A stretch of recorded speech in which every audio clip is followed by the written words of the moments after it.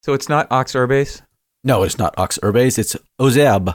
Now, how do you know how to pronounce French? I've learned a little French, not very much, but enough to not butcher it so badly as you do. Have you ever taken classes in French? Or you just have heard people speak it appropriately? No, I took French in high school. Oh, you did? Yeah, and I've tried to learn more of it in my adult life as well. Oh. Do you ever have the opportunity to converse in it? No. All right. No, I don't know anyone that is a francophone. Francophone. That's what it's called? It's one who speaks French, yes. Right. It sounds like Frankenstein telephone. Francophone. Seriously.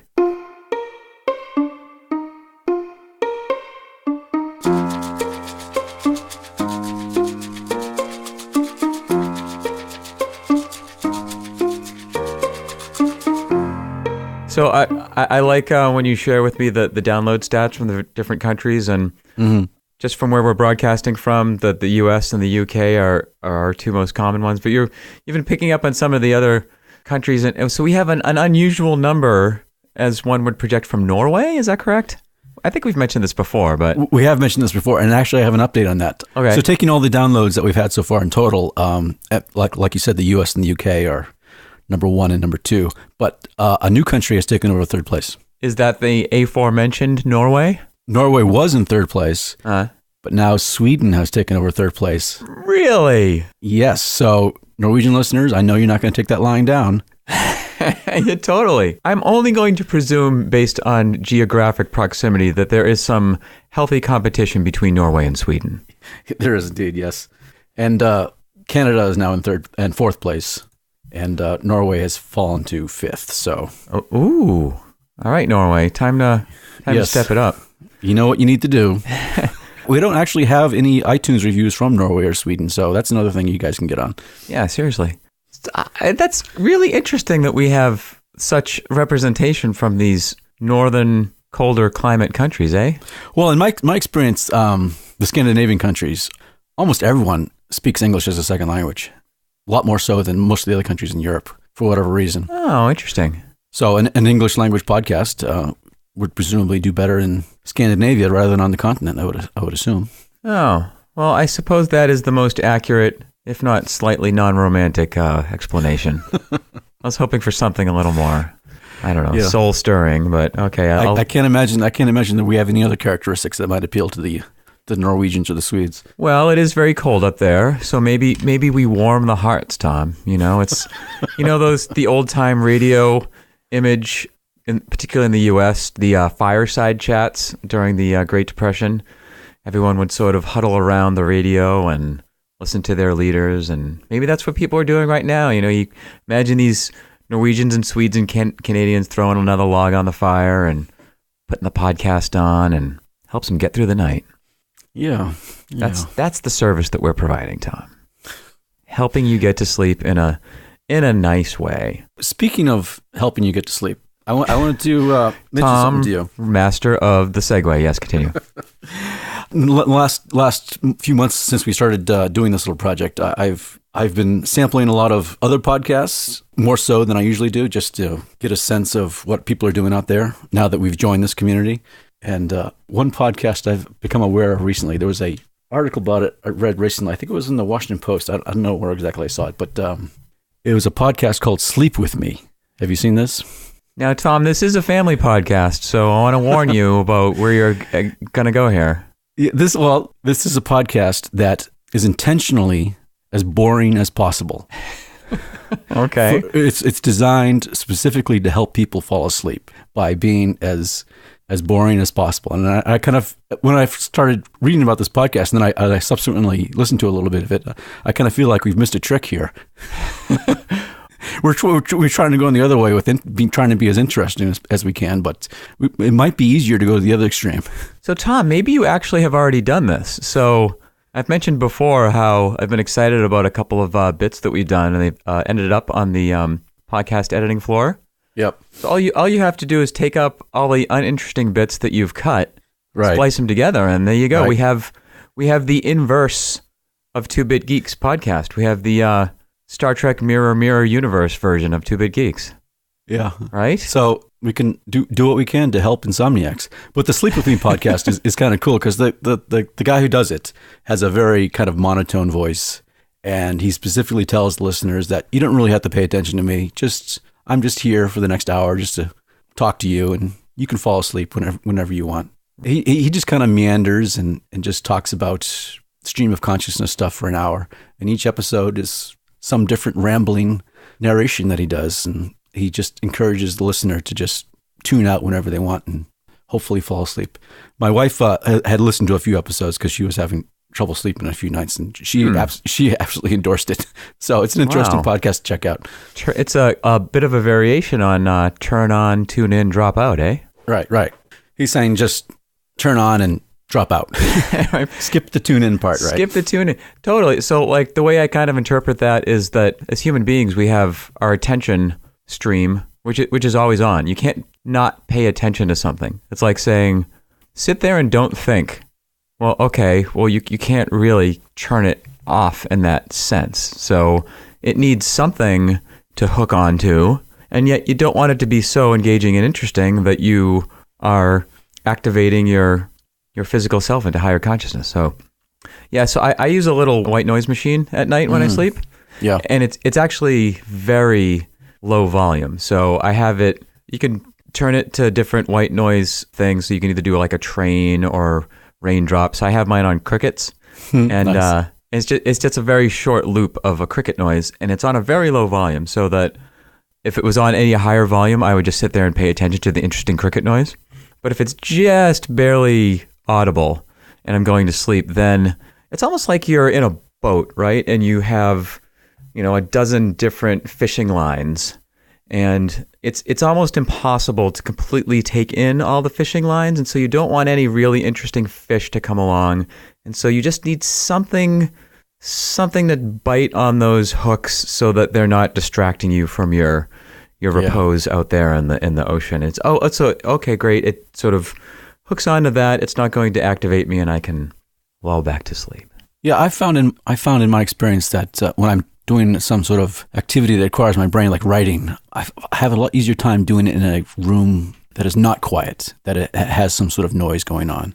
So that's really interesting. So as a software engineer, I know a lot of people who, when they code, will listen to music, or I guess as we're describing here, not really listening to it. So their primary attention is on the task at hand, and yet the music is serving to sweep up the rest of their attention streams so that it doesn't distract them. I guess that's the key point here, right? Is that you have a certain amount of attention that you don't have control enough to simply switch off. Therefore, give it something to occupy it in a way that it's not going to distract you from the task at hand. Personally, when I'm working, I can't handle that. I'm the opposite. I need nothing in the room. I need total quiet. In fact, if you've ever mowed your lawn with a very loud lawnmower or a weed trimmer, those not noise canceling headphones, but the ear protection, sound protection. Right.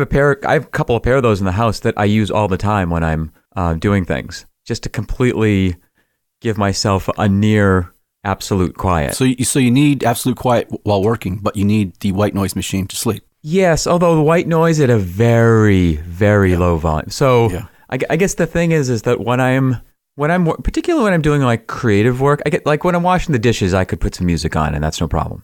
But if I'm doing something where I want to take, here's the thing is that like particularly with like the more creative modes of software engineering, I want all of my available attention streams. I want to fully immerse all of my ability to attend into the full context of what I'm thinking about. Mm-hmm. Right? It's like I want all of those resources marching in the same direction. I don't want any of them pulled off by other things. And I've tried doing this with like background music or headphones, and I find it too distracting. I end up like paying attention to the song, right? Yeah, I don't think I could use music to distract me. I prefer more just kind of like I work at a university, so when I do some writing like during my lunch break. I like to camp out in the student center when there's lots of student activity going on in the background, and that's where I find I get some, a lot of good work done.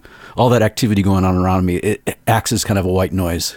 Yeah, I could see that. It's an interesting thing about attention management, I guess there is a bit of a parallel to what I think about with the mechanism of meditation. So I don't know if I could fully explain this, but one notion of it. So the classic object of meditation is your breath. That you sort of like close your eyes and you're sort of saying, okay, I'm not going to consciously attend to the sensory input streams, right? Like what I'm seeing, what I'm feeling, what I'm hearing, but I'm going to take my attention and just put it on something, because it's very difficult, if not impossible, to say pay attention to nothing. Have you ever been able to do that in your personal experience? I've never tried meditation. Well, here, let's take 15 seconds right here. Okay. And if you're not driving, the listeners could participate. Try and pay it. This won't be meditation exercise, by the way. I'm just doing a thought experiment. Okay. Try for the next 15 seconds. I'll look at my watch. Try and pay attention to nothing. No thought, no action, no input stream. Ready? Go.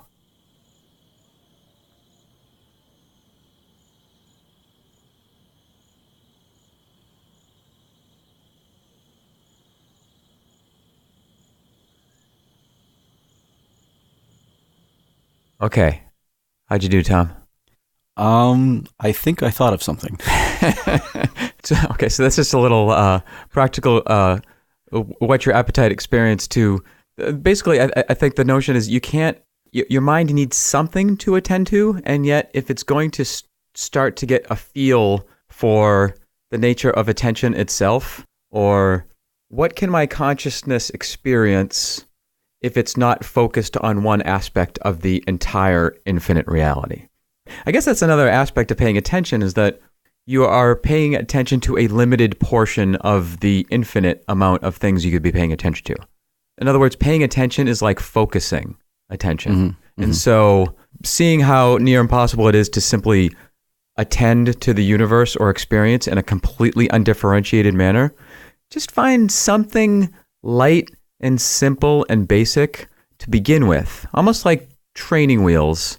That's sort of like the first stage where you're very lightly attending to something very simple, which is why I think when different meditation techniques from different cultures and religions and spiritual paths, etc., your in and out breath is a very common starter object for meditation, because everybody breathes. And if you reduce your activity to the minimal, well, you're at least sitting there and breathing, right? And so that's sort of like the first stage. And the first experience a lot of people have, even from that very simple thing, is just how calming it is not to have your attention, one, be on things that are high impact kind of sensory experiences, but just to simply have it on one thing. Like, I think the simplest definition of meditation is to think continuously about one thing and not be hopping around to 17 different objects. And another very common experience when people first try any sort of simple meditation is that you just realize how often your attention is drawn away by thoughts that pop in your head, and how little control we have not to attend to those thoughts. You've been meditating for a while now. How did you first get into it? So therein lies a tale, Tom. Oh dear. This is probably too big of an origin story for me to brain dump into one podcast, but I love talking about it. So I'll give us the executive summary. I don't know if I could even do that. So I'll just give you one sort of thread into it, which is essentially, as I was growing up as a teenager, I just had and I've talked a little bit about this before, but I just had a generalized feeling of, whoa, there is something about myself and my attention and my consciousness and the world and reality experience that I really need to figure out. Like, I don't really care about what my job is or my marital prospects or, making money. It's like, I need to figure this out. And it was just this bare, raw feeling of just like search. And skipping way ahead, when I was in school, I studied philosophy, and that sort of helped me get more clarity. I started drinking coffee, which had some good experiences. I talked about sleep deprivation a little bit, which, in the safe environment of school, helped me towards some clarity. I started writing, not really to produce anything profound, but just to like get my thoughts organized. And I remember I had this experience once. It was really late night / early morning in the student computer center. And I was writing, and I got to this point where I wrote all is one, all is one, all is one. And the impactful thing wasn't the profundity of the words. It was that I was feeling and experiencing this in an incredibly visceral way. Like I just felt this ultra connection of the entire universe of being, that like, yes, I'm sitting here and I'm an individual, and of course there's a difference between my physical self and, you know, the rest of the universe, but I just felt this overwhelming feeling of unity, that there is one, that we are all one being, one consciousness, one nature, and that the fundamental sort of vibratory hum of all that is just this pure, unconditional love. Mm-hmm. And it was just an overwhelming experience. And yet the thing about it is that it didn't last, right? That feeling, that like, wow, life-changing experience, it didn't last, because I had to get up the next morning and, you know, brush my teeth and take a shower and go to class and, you know, do all the things that life requires us to do in order to focus down and attend on the things of the moment. And so then I felt like I really wanted to get back to that experience. And so I would do things that felt like they were inducing that experience, whether it was writing or drinking coffee or talking to friends about these types of things. And so I eventually just sort of thought about it as this problem of the mind and attention, is that like, you know, if I can't regulate my own attention, then I'm not going to be able to live my life grounded in this experience, you know, centered on this realization. You know, so then I just looked into history and I was like, oh, I'm not the only person ever to have had this problem. People have been grappling with this issue of how to regulate the mind and attention for thousands of years, since we've had culture. Yep. And also have had similar experiences to what I described, not the exact same words, right? But have had similar feelings and experience. So I'm like, okay, well, what did they do? What's the practical technique to regulate the mind in order to be able to live from this kind of centered realization of unity and love? And meditation is the technique, you know, applied in different ways in different cultures, etc., but is the base technique of, okay, this is how you start to get it together about regulating your attention and your mind such that you can then begin to control your experience a little more in terms of what you want to be the center of who you are. So, and you've been doing this regularly since then? Meditation? So yeah, I've been meditating for over 20 years. I have not been meditating regularly though, which for me is really the crux of it all. And I'm so grateful that I sort of had these realizations and decision to want to meditate as a foundational life habit early on, because I've needed these decades, and I will continue to need the years ahead in order to just establish and be consistent with a regular discipline. Because for me, that's what it is now. I think of it in the context of G.I. Joe, when he says learning is half the battle, knowing is half the battle. Yeah. Yeah. For me, knowing is like 3 or 4% of the battle. Like I learned and realized all I needed to know about orienting myself in life by like 22, 23 years old. The vast majority of my personal challenge, and I don't think it's like this for everybody, but just my own particular thing, is actually implementing those realizations and you're generating in that kind of regular life discipline. I've spoken a little bit before about trying to be consistent with other various disciplines, but it's a big issue for me, particularly when the demands of external life increase. It's harder for me to maintain that morning discipline, that evening discipline of just regulating my time and devoting it to so what triggers you to think, oh, I need, it's been too long since I've meditated, I need to do it again? What's the direct observable benefit that you gain from this practice? So I guess two things. So one, the practice I do today is like a daily thing. It's like half an hour to an hour in the morning and then like a half an hour at night. I guess it's two benefits. One is that so after the morning thing where I'm like sort of meditating and centering on, like the object of meditation I do is like light in the heart, right? So that's sort of the object of meditation. And so I start with that thought and then I experience whatever I experience and I get up from that the thing I get from it that makes me want to continue with it isn't like some amazing experience, quote unquote, within the meditation itself. Like, I mean, occasionally that happens, but it's not like, to me, that's not the draw. It's the after effect of the meditating experience. And the thing that's amazing to me is that even if I have, if I try and meditate for half an hour in the morning and I'm all distracted by, even after 20 years, it's not like I just flip the switch and boom, I'm absorbed. Right. And it's like, I'm very often like distracted by thoughts and, oh, my elbow is itchy or whatever else is going on, right? Even when the meditation itself is disturbed like that, the after effect, I can experience this feeling of increased calmness and centeredness, and it primes my attention for the day, I guess is the best way to get at it. And the more consistent I am with meditating, the deeper and more subtle a feeling that priming experience is. To the point where I could sort of get to the end of the day, look back and be like, wow, I was really calm and I keep saying calm, but there's a better word for it. This sort of notion of this kind of balance. Balance, I guess, is probably a really good way to get at it. And that if I go into a particular situation, I don't feel influenced one way or the other, right? I don't feel a strong prejudice or predilection. I feel like I'm not reacting to things. It is another interesting thing in terms of if meditation is the solution, then the problem is the mind, and is one way I like to think about it. And that when I have any experience, whether it's talking to somebody or engaging in some activity, the impressions that are coming in, the influences that are coming at me from that person or that activity have the potential to trigger reactions in my mind. Because I sort of think of my mind as just the storehouse of potential reactions that have been conditioned from all of my past thoughts and actions and experiences.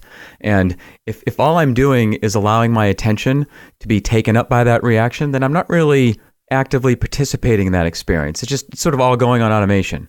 And that doesn't feel creative. It doesn't feel like that's the source of me. I feel like much more gratified in my experience when things happen. Instead of reacting, this is going to sound really fluffy, but just being present in the moment and having, I don't know, there's the difference between having a natural sort of feel to something versus just letting my brain kind of react in an automated way. So is this something that you would recommend for, just your average person that might have practical benefits in their lives, or is it some sort of specialized need for a smaller segment of the wider population?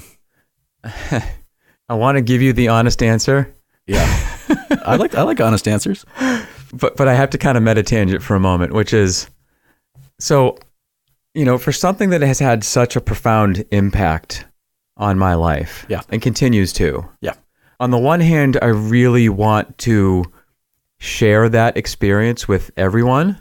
On the other hand, I'm very sensitive to the fact that every person has their own experience and point of view in life, and everybody's doing something with their own priorities and whatnot, and I very much do not want to proselytize, right? Okay. And like push things on people. And so it's kind of like, have you ever met someone who's like really into a particular type of music or band? Oh, you have to listen to this band. As long as you listen to these records, you would be a huge fan. And you sort of listen to it and you're like, yeah, I'm just not my thing. So I am very conscious when I talk about these things to just want to describe my own experience and be honest about it, but not being like pushy. I think in human history, there have been both religious and spiritual paths that have, sometimes with good intentions and sometimes with not so good intentions, pushed their point of view upon others. And to me, one of the base fundamental principles of getting together is to live in coexistence and tolerance of each other. Yeah. Right. And so I never want to go down that road.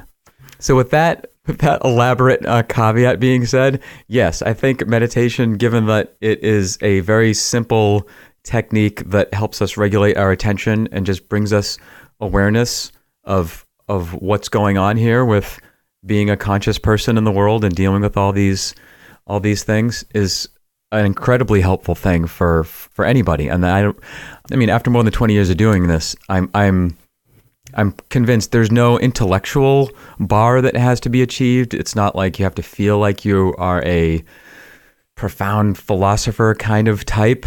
Even though there are many techniques that are associated with specific religious or spiritual paths, there isn't a need to feel that you have to go down those roads. There's lots of different options, and it's kind of like what you can get out of it, what you want to put into it. There's some very simple techniques that are simply for the goal of stress management, right? Just to calm yourself down and deal with stress. Right. There's some that are for physical health. There are some that are for more spiritual exploratory aim. So in terms of evaluating those different options, that's how I would kind of go at it is, okay, what is the technique? What's the goal? In the ideal world, it should be this like buffet of options where you say, oh, I want to sort of experiment with this. Let me go and take a whirl, and let me put some effort into that, make the recipe. Oh, do I like this? Oh, that's interesting. And there's a lot more accessibility, understanding, particularly in Western culture in the last 20, 30 years about meditation. I think it used to be really associated with the East and negatively associated with gurus, and people drinking Kool-Aid and that kind of thing. And while I do think that it is still good to be alert to the possibility that of leaders of religious or spiritual organizations utilizing things for their own personal desires or ego fulfillment or whatever, but it's on the other hand could be very beneficial to seek some guidance, for someone who has experience. That was the other sort of big thing I had when I first got into meditation is, I'm not the first person in the history of the world to ever encounter the problem of the mind, right? And so other people have in history and they've had good experiences and they've wanted to share them with other people. And they said, okay, here's what worked for me. And I mean, and this also has a lot of parallels to some of the other things we've been talking about in terms of this iteration of civilization burning itself out, and are we ever going to be able to get it together as a species in terms of just baseline taking care of each other, and so when I think about working on the surface level activity of my life and working on the deeper foundational aspect of my life, I feel like meditation is kind of like the deeper foundational aspect of how I can contribute to the world. Okay, interesting. This is something that I've never felt like I've needed to explore. I kind of feel like it's a solution looking for a problem, just for me personally in my life. Okay, right. So I've never even considered trying something like that. But, I can see how, certainly for some people, it can have a direct either physical or mental benefit. I mean, my wife has tried a little bit of mindfulness meditation just to control stress. And she professes that it helps her. I mean, I don't really know if there's a deep sciencey explanation for this, other than that it's just a way to relax yourself. Yeah, I guess from the pure science perspective, there's a lot going on in cognitive science these days in terms of understanding the mind, cognitive bias and the way our minds can become habituated. That is kind of getting at the problem of the mind from a different angle. Yeah. Like for me, I get at the problem of the mind with meditation because I came at it from this kind of experience I described where I just sort of felt this fluffy feeling of connectiveness and love, and I want to broadcast that further. Where cognitive science, which the way I think about it, is coming at it from the problem of, there are many ways in which our mind operates that is irrational and illogical in its application of behavior. Why is that? Why do we have all this array of cognitive bias? And why can't I just say, I want to know the truth and be able to know the truth without all of these other motivations interfering? And the other component of the practice I do is this kind of cleaning thing at the end of the day, where it's sort of this willful act of sort of cleaning the day's impressions and complexities, like the things that may have conditioned my mind, right? Which all thoughts, actions, sensory input that may have sort of imprinted upon it over the course of the day are sort of leaving, so that they don't sort of sit there and form an impression that is going to then prejudice my attention going forward. Yeah. Now you You do this in the morning and you do this in the evening. Do you think this meditation is just kind of like a variation of the same kind of emotional benefit faithful people get through prayer? I think it's a similar activity, yeah. So I think the parallel there is how do I center my attention? Do you think fundamentally it's the same physical phenomena going on in the brain, meditation and prayer, but coming from two different angles? Yeah, well, so those two terms have pretty broad application. Like with a kumquat, you could get a specific example of a kumquat, but there's a gajillion variations of what prayer is, right? As well as meditation. So, but no, I think there are strong parallels in which, like my notion of prayer, at least in the way I think you're. I'm considering meditation to be a kind of prayer minus the supernatural aspect of it. That's how I'm imagining what you're doing. Right. Yeah, I think so. But, to be fair to our supernatural religious friends who are praying, I think that there is some aspect of that is not entirely off base. Like, I don't know if I'm able to tangent this here, but so there is so there's this ancient notion of idol worship, okay, in some cultures where you're worshiping a physical idol representation of a god or goddess, right? And it's kind of a prayerful experience where you're there in a temple and you're worshiping an idol. And there's two aspects to this. One is for if you are at a stage in your consciousness development where it's really hard to think of a feeling or the universe in an undifferentiated state, well, you use the idol as the kind of training wheels to sort of focus your attention and use that in order to elicit that meditative or prayerful experience that centers and connects your consciousness. With the idea being that you could evolve to a state where you see the idol as a representation of that more undifferentiated feeling or experience or being, and not the thing in and of itself. And so you can keep extrapolating that to further and further subtleties where you say, oh, well, now instead of an idol, I am praying to a god or a goddess or a being or beingness that has no physical form and yet still exists, right? And so that's your prayerful connective experience. And then maybe you evolve more subtly to now you are connecting with something that is beyond having a beingness or a physicality in any aspect. And what would that even be? Well, your consciousness and your experience of that has now evolved to a subtle point where you could experience that without maybe being able to articulate that, what the expression of that is, right? But these gradually more subtle forms have helped you, have helped your attention to get to the point where you can then leap off and attend to a sort of undifferentiated infiniteness. Is that a little... I don't know if that's clear. Like, so the parallel I have with meditation is that when I meditate and light on my heart, I'm not actually trying to create some full visceral experience of like seeing physical light in my heart. It's more of like this light suggestion that is then a jumping off point, right? Yeah. It's like it sort of gives it a starting point. Like I said 20-30 minutes ago, though, this is a hard nut to crack. So I think it's more a matter of sort of diving and swimming around and then seeing where you end up and combining those. It's very fluffy. I don't quite get it, but I can see that. You obviously benefit from it. So yeah, and just to put a bow on that, like so I do come from a background where when I was exploring these things, I was studying philosophy, but since then, and I mean, I do obviously like talking about philosophical things. No. But like G.I. Joe is saying. The philosophy of G.I. Joe.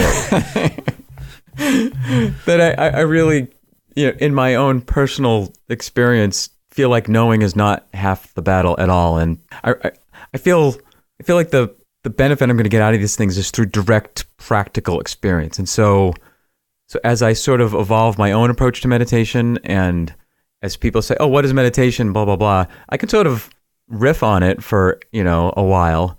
But really, any of these things, it's a matter of direct personal validation and experience, right? All right. If any of our listeners enjoy meditation, you can tell us on the subreddit. Totally. I'm sure there's a meditation subreddit too, I would imagine. Oh, absolutely. Yeah. Yeah. So speaking of meditation. Yeah. Actually, not speaking about meditation at all. Yeah. See, I can't be the segue master that you are, Tom. So I've had this big project going on recently. Yes, you've referenced this vaguely before, yes? Yes. And actually, given our production and release schedule, I think I could probably talk about it in a 2-part series, with part 1 being now, because the publication of this current episode, which will be episode 10? Are we on episode 10? We are on episode 10. Can you believe it? Wow. Dude, we should probably pause there. We're on episode 10. How you feel about that? I'm pleasantly surprised that we're still doing this. It's been an enjoyable journey so far, and I'm still enjoying it. Yeah. I kind of feel like we're finding our way and getting better at it each time. What's been the biggest surprise to you after 10 episodes? That people are still listening to it. That we're continuing to get new people to listen to it and give us nice, very kind reviews. So that's immensely pleasing to me.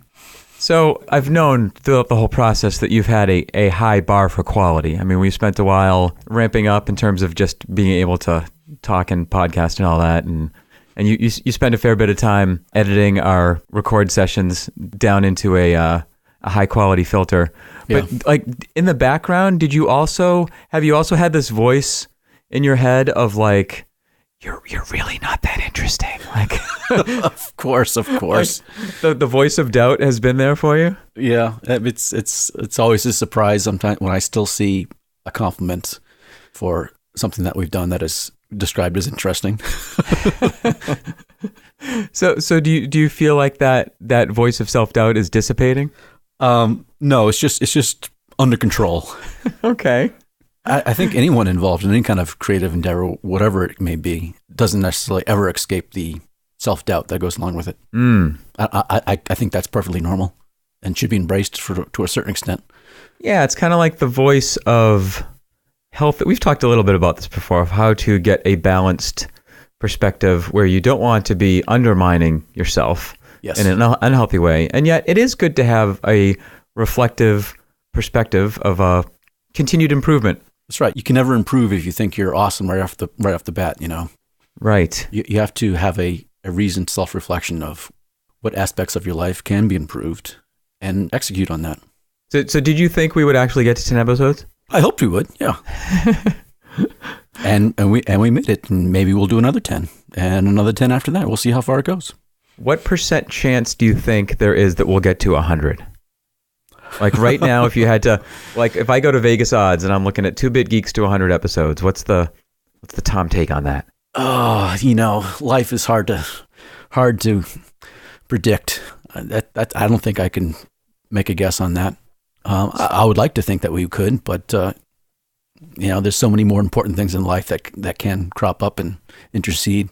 I mean, this is just a side project for us. This is not our profession. This is not our full-time job. If something else happens, something will have to give at some point, I'm sure. But for as long as we can do it, and if people enjoy it, I'd like to keep doing it. Totally. I'd give ourselves more than a 50% chance of getting to 100. Really? Yeah, well, so we're 10 episodes in now. Yeah. If we continue on every 2-week pulse, that's what, 25 or so episodes a year? So 4 years? So 4 years. Yeah, I mean, that'd be a really good run for a podcast. So I mean, in terms of finding the time to do this and figuring out how to do this, I guess that's one benefit of getting to 10 episodes is that we're not figuring out how to connect on Skype and press record, and I mean, we've done this a bunch of times now, right? Yeah, I kind of feel like we're kind of figured out what we're doing now, and now we can start refining the details.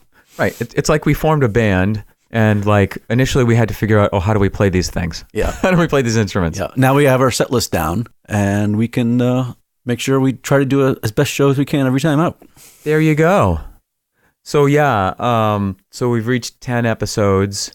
And okay, so based on our production schedule, I project that the publication of this episode will happen right after the finale of my current project. So given the fact that I am completely immersed in the middle of this thing right now, I thought it would be cool to to give you my take on this now. Okay. Before, at time of record, the finale has not occurred, but at the time of publication and listener consumption of this episode, the finale will have occurred. And then next episode, I can give you the postmortem. Okay. Hopefully it's a happy postmortem because I am running for political office. Oh dear, yes indeed. So, what possessed you to do such a thing? Why am I running? Tom, I've been asked that question probably 500 times in the last 2 months or so. And just to be clear, to go back to a previous point, you're not here to proselytize. Oh my gosh, no. Right. Oh my, what do you mean? Like a particular position or vote for me, that kind of thing? No. Yeah, of course. No, not at all. Yep. In fact, that's why I was waiting to this episode so that it has no impact on the election. Yep. Yeah, so this is for our local school board. And the way this is organized across the country and various countries is different. But basically in our town, we have a school board, school committee, which is a publicly elected board of 5. They work with the superintendent, they work with the schools, and basically in terms of hiring the superintendent, evaluating the superintendent, and also setting policy and engaging with the community and working on stewarding the good management of the schools. Oh, good. So it sounds like you know what the job description is. That's good. Yeah, I mean there's a lot of freedom actually and latitude in how you approach the job and what you do with it. That people have taken different tacks on over the years in our town. Yeah, but in terms of why I'm running, I mean, so I've been a resident of the town for the last 9 years. I've had 3 kids in the schools, 3 pretty different kids that have approached the schools in different ways. Mm-hmm.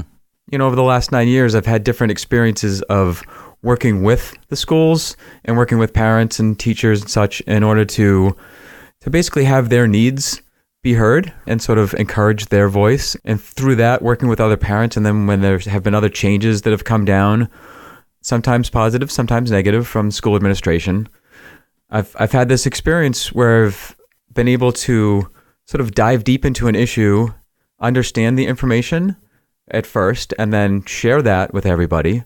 And this is the key, without advocating for one position or another, without saying that this outcome ought to be this way, just the experience of getting everybody's voices heard, getting everybody a seat at the table, and then as a result of that effort, having the ultimate decision be very positive for all students. And it's been very satisfying. It's this experience of like volunteerism and community service, right? Where like the actual experience of these various engagements, whether it's been working on the math curriculum or a schedule change or better inclusion for all students, the actual experience is pretty intensive in terms of sending out emails and meeting and not a relaxing experience, but the outcome has been very rewarding. And so through the years, I've just attended all these meetings and I understand the schools at the elementary, the middle, the high school level, the regional level. And I feel like that's prepared me to be able to,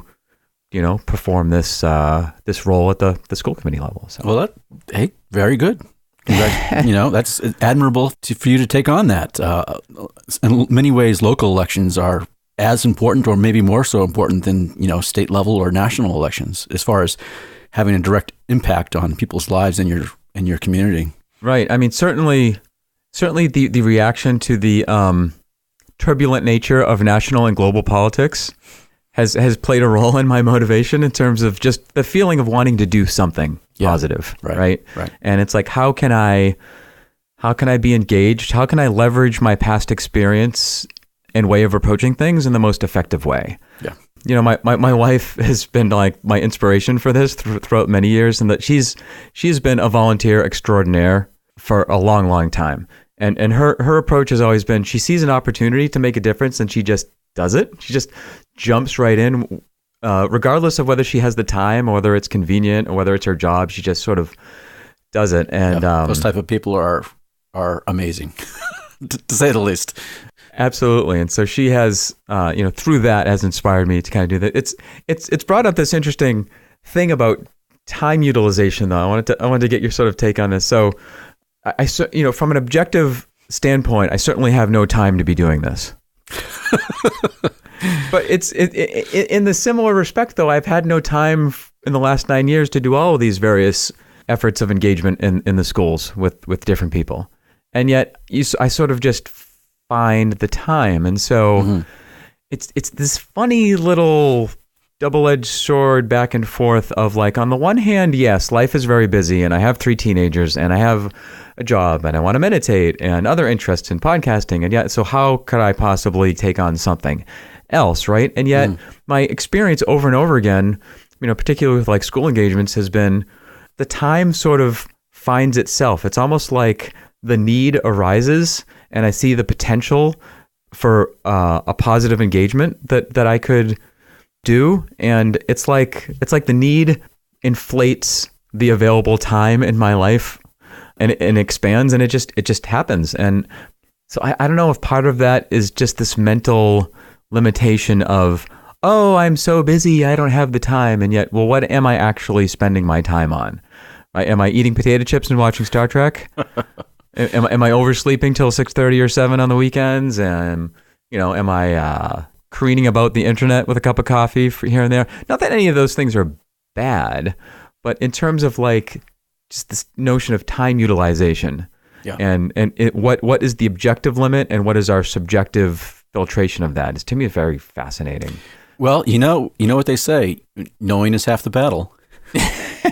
So recognizing that you need to focus these resources is you're half the way there, and then you can execute on those things.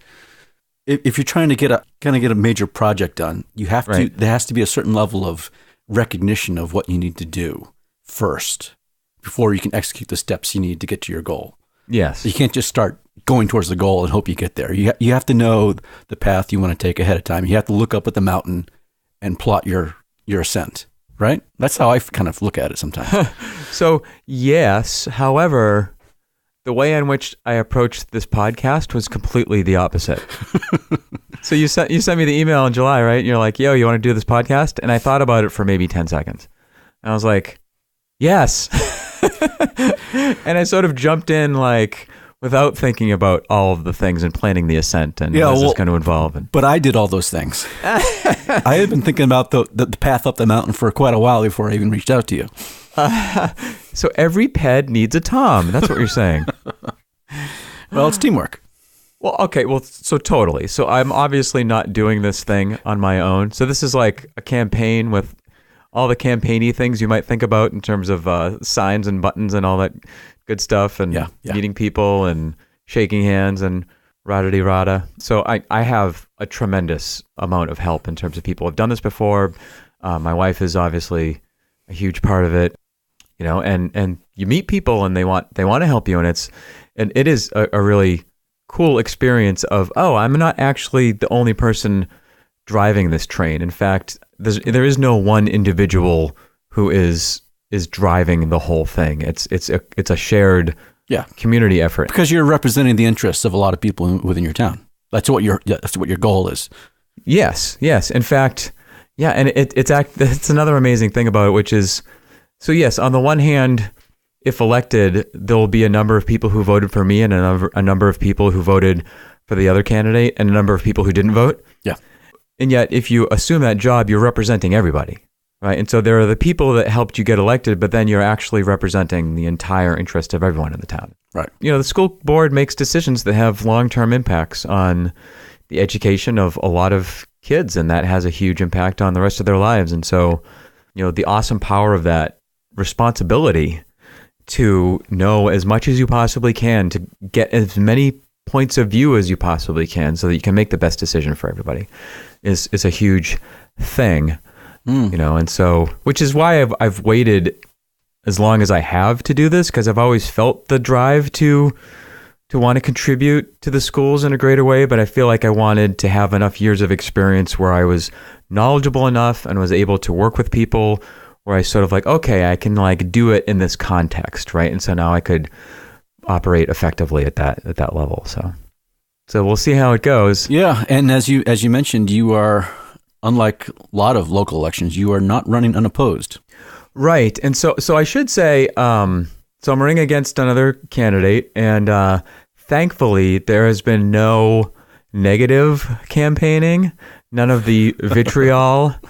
And I mean, this is pretty common and well, I suppose it's pretty, I'm going to back off. I don't know how common it is in local elections, but no, I've only met this other person through the campaign, and she's a completely delightful person. I have honestly nothing negative to say about it. I mean, we do have different points of view on certain issues, and so there are differences between the candidates, but it's been really nice that she's such a nice person, and so that aspect of it has been cool.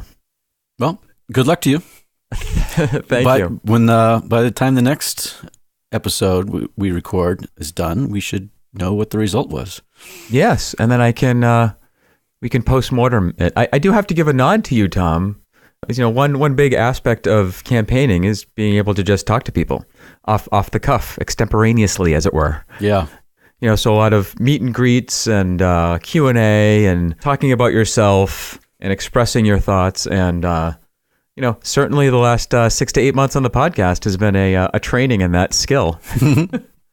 So yeah, that's something, though, I don't think I could ever do what you're doing.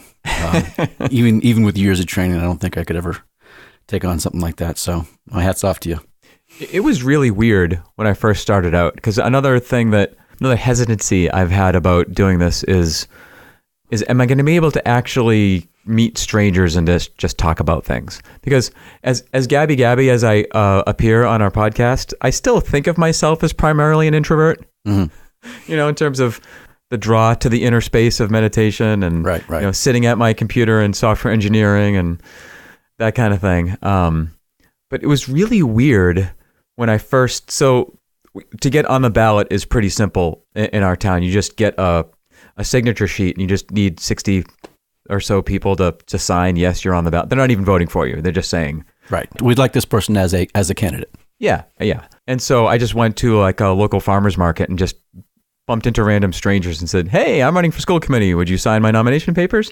And I just found it amazing, the net energy add of those experiences. I thought it would be draining talking to dozens and dozens and dozens of people, most of whom, are lightly informed, some of whom are very informed, but most of whom have just a cursory understanding of what's going on in the school committee, etc. And just to talk to them about what their concerns were and what their point of view was, and just meeting a new person, was I felt more energized and clearer and more centered after those experiences, which is the exact opposite of what I would have anticipated as someone who thinks of themselves as an introvert by design. Yeah. So I would think that most people would be encouraging to anyone who would take on that kind of responsibility for their local community. These kind of local political offices I would imagine, are a thankless job for most of the time. Yeah. So it's unpaid. Yeah. And our town we have a very engaged town, to put it politely. We have, to accurately say, we have very strong opinions that are often expressed. And there is sometimes disagreement among members of the school board, and sometimes that spills over into newspaper stories and such like that, and people can get heated over particular issues, and yeah, there's a certain level of criticism that comes with the job, but it's understandable. These are important decisions that are being made, and if people feel like their voice isn't being heard, or if decisions are being made in an uninformed way, they have a right, as long as they're respectful and civil in their discourse. I don't have a problem with that. I think that's a healthy thing, but yes, it's not done for the wealth and public adoration aspects of the position. So if elected, how long is the term? 3 years. 3 years. Yeah, that's we'll be almost on episode 100. Totally. Imagine the beautiful synchronicity if that happened, huh? Yeah. So is this something? It's probably hard to say at this point, but is this something that you're just considering to be one term and done, or is it something that you think you want to be as a regular part of your life going forward? Yeah, I would like to do it for as long as I feel like I can be effective in the role. But you're not there yet, so let's not put the cart before the horse. Right. It is an interesting parallel with meditation. So with all this external activity demand of the campaign, which is extremely high, it's been difficult to get to sleep, right? Because I we were talking about sleeping earlier and how to do that. So I've been toggling the white noise machine on and off, trying to do it because it's so hard to turn my mind off at the end of the day. Yeah. Because there's so many things that have to be done and thought of and prepared for, and that's had a negative impact on the my meditation discipline, right? And yet, when I've been able to eke out some time to do it, it's had such a beneficial carryover effect, not just for my life, but in terms of how calm and well I am approaching the campaign stuff. So it's an interesting parallel demand of wanting to continue the foundational support of life's disciplines and yet execute on the operational activity of the moment. Yeah. Well, this is going to be a slightly unusual life experience that I'm sure will be interested in getting some updates from you in the future. Sounds like a plan. Okay. So do I have 2-Bit Geek's official endorsement? Can I list you on my website? We don't do political endorsements on 2-Bit Geeks. Oh, really? All right, then. Yes, we are neutral, or at least I am, as you know. Yes. Absolutely. So, quick piece of follow-up. Yes. Last time we spoke, you severely admonished me for having not read Ender's Game. There was a level of severe admonishment, wasn't there? Yes. So, as of today, I have read Ender's Game. Oh. Can I pause you there? You may pause me, yes. Okay, so can I ask you 3 things. Okay. 1, do we want to discuss this before I've reread it? Because I haven't reread it in a while. 2, do we want to assign homework? I hate assigning homework because nobody ever does their homework, but we could at least anticipate. And 3, if we talk about it now or we talk about it later, do you want to talk about it in depth? Because that could be like obviously major spoiler territory. Okay, we can talk about it in depth at some future point if you want to reread it as well. When I say read it, I got it as, I have an Audible subscription, so I got it as an audiobook. So I spend 2 hours in the car every day, part of my commute, so I listen to a lot of audiobooks and podcasts. So the past week, I listened through Ender's Game, and I might have a couple of opinions about it. Okay, sweet. I'd also love to circle back to your original hesitancy to reading it, which was Orson Scott Card is not exactly the most socially progressive person in the world in terms of his thoughtfully expressed opinions, eh? Yeah, but that's, again, that should be separate from his work as well. So yeah, but I'm interested to hear if that affected your experience. I tried to not let it affect my experience. And I think I can fairly assess his work without that in mind. Okay. How many hours did it take to listen to the book in total? I think it was about 10 hours. Oh, okay. So I've never consumed an audiobook. So that might be, if I'm going to reread it, and it might be interesting to do it via audio form, given that that's the format that you just consumed. Yeah, I never did audiobooks either until the last couple of years. I've been trying to consciously find a better use of my time while on the highway every day. Originally, that meant at first incorporating a lot of podcasts into my drive. And since then, I've started doing a lot of audiobooks too, as a way to make up for the fact I just don't have time to read as much as I'd like during the week. Nice. So should we save the more in-depth discussion for later, or do you want to? Yeah, we'll if you want to talk about it in depth, we'll save it for okay. Save it for later. Okay, cool. Rock and roll, Jazz Pilgrim.